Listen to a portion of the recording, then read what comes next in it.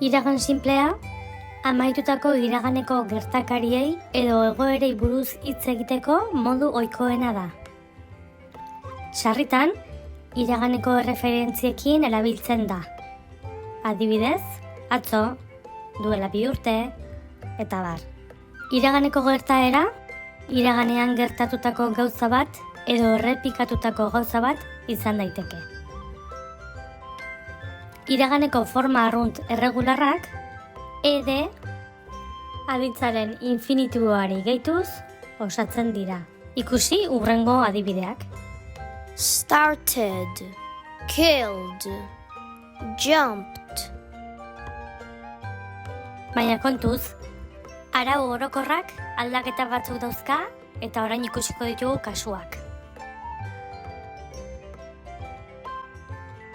Aditza erekin amaitzen bada, de bat bakarrik gehituko diogu.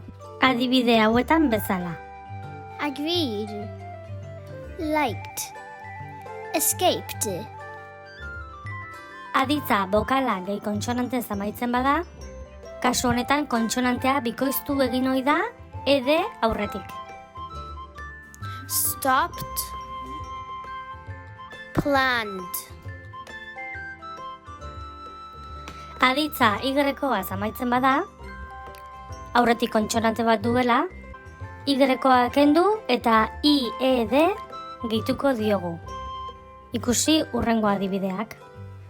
Tried, carried.